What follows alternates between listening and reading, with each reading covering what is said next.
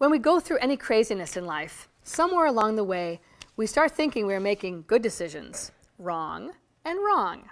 We are not thinking clearly at all. The pieces are falling faster than we can pick them up.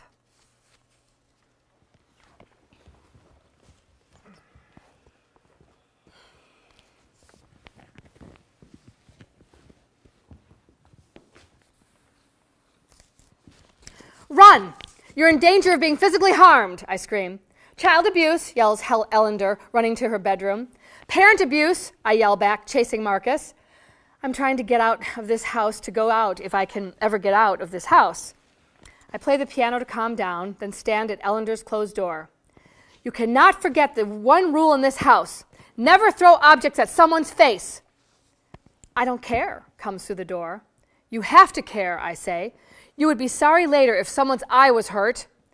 Besides, that's not the only rule, she says, sassier than a cat. Never put dishes with food or drink on the piano. Always establish your own personal rituals, Marcus yells from his room. Okay, I say, this is serious. You don't throw utensils at me or your brother in anger, ever, period. Silence. And you, Marcus, I say, because he's obviously listening, don't grab food from your sister or anything, period. Silence. Marcus? Yeah. I'm going out with our friend Quentin for a political rally. I need to know that you guys are going to get along. They both come out. I feel bad leaving them alone, but I don't ever have money for a babysitter. My parents, who are sometimes available for backup, are out of town.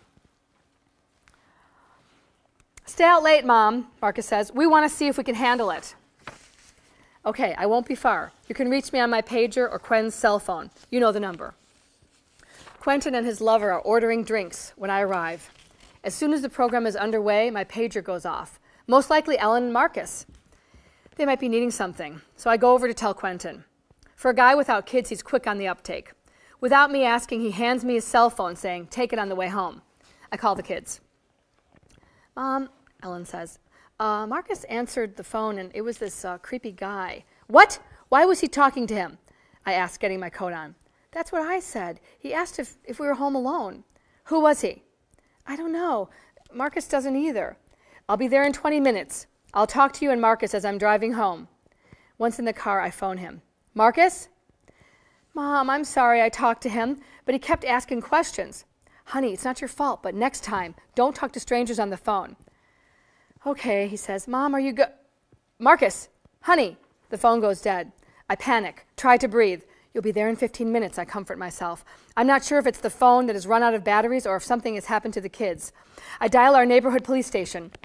Hi, I'm on my way home and my children are waiting for me, but they received a weird phone call. Do you want us to send someone over? Yes, I'll be there any second myself, but I'm a little worried. I give her our address. How old exactly, ma'am, are your children, she says, exhibiting a disturbing officious tone. 7 and 8, almost 9. A friend was watching them.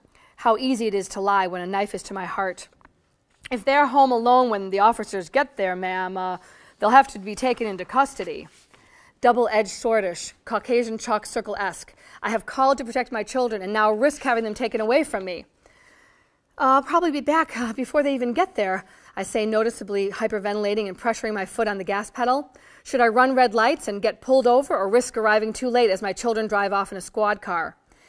As I approach the house, I can already see the bright lights. I run inside. Luckily, it looks as if the 3 male police officers have only just walked in. Try to smile at them, I advise myself. Hugging Marcus tight, I think frantically, where's Ellender? She's the one I need. Hi, I'm so glad you're here, I say. I'll go get my daughter. Noticing her out of the corner of my eye starting to walk down, I tear up the stairs. Hi, sweetie, I say, practically carrying her up to the landing, out of view of the officers. I put my finger to my mouth, bring her into the bedroom, soundlessly close the door. Ellender, I whispered deep in her ear, I need you to do this for me, or the police will take you away from me. You have to lie now and say that Nina was looking after you. I'm buzzing with so much fear I can't see her reaction. I hug her as we walk downstairs. Calm yourself. I hear in my brain, she'll be perfect. I say to the cops, well, thank you so much for coming. I was a bit worried with that crazy phone. The burly one interrupts. We'll need to talk to your daughter. She's the older one? Yes, I say, no problem. Honey, can you talk to the police officer? Sure, she says, my brilliant little actress. Honey, how long did Mommy leave you two alone tonight?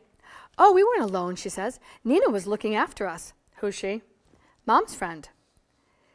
Where's she at now? Yawning, she says, oh, she had to return a movie. A+. We'll have to talk to her. Ma'am, do you have her phone number? Of course, I say, writing it down, knowing she's away for the weekend. The other officer calls. No answer, he says, and hangs up. Yes. They all three head for the door. Good sign. Have a good evening, ma'am, one says. Thank you so much for coming. I really appreciate it, I say, slowly following them out. Once they're gone, I collapse on the couch. Marcus and Ellender sit on either side of me. Guys, I'm really sorry. That was an experiment that just didn't work. I'm sorry for talking to that guy, says Marcus. Sweetie, I say, hugging them close. There's a lot of creeps out there. I'm just glad you're both okay. That's all I care about. We never find out who he is, but the menacing call magnifies our sense of being without a protector. I won't leave them alone again, but I do feel alone. I'm not a stay-at-home monk, but almost. They come in the night, men. A few young, a few old, with an internal map dotted with need, leading to the destination of moi. And I don't even sleep with most of them. They say I'm the warmest of women. Perhaps I'm fevering. I've been living alone with my kids for 3.5 years. And one man says, I bet no one has ever called you a bitch. He's right. But I've noticed bitches keep their men, lashing out at them when finding the slightest fault, demanding more and more until their man feels no longer worthy of licking any part of her except her boot spur. An acquaintance of mine complained about her husband buying her a red BMW. I told him I wanted a dusky color, she whined. Why does she get a BMW and bitch about it and I get zilch and happily wait for breadcrumbs?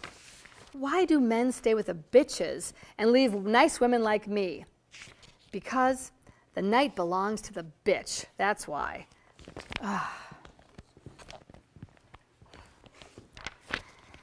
But there are intimate penalties.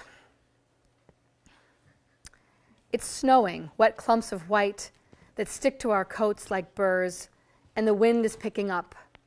Tobin brushes the snow off my hair and pulls up my hood to cover my head. His warm hands hold my face, and our eyes almost meet before I see that the snowflakes are tinged with orange. My first thought is, must be lights from an ambulance, but the silence is so thick you can hear the orange snow landing on the ground.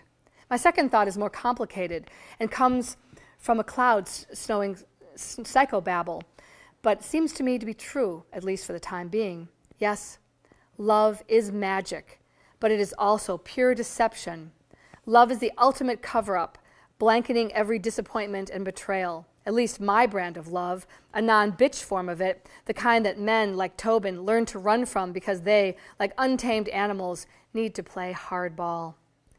I reach under Tobin's coat to pull him closer, and my fingers touch his naked skin. The orange snowflakes are forming into balls. Fear and love makes me catch them before they dissolve at our feet. Tobin's coat is in shreds and falls off his body. He stands there, naked before me, and then he disappears. Ellender, Marcus! They're pretending they don't hear me. Come over here. It's pretty nice. The lake is turquoise, brushed with pale, pale sage and bubbly white foam and snow. No response. Oh, wait, I think I can see your dad. Wait a second. Oh, now they're showing some interest. Your dad? Your dad's out there. He's in a chunk of ice, way out there on the horizon. I wonder if he's all right. Maybe he'll send us a sign, like smoke signals.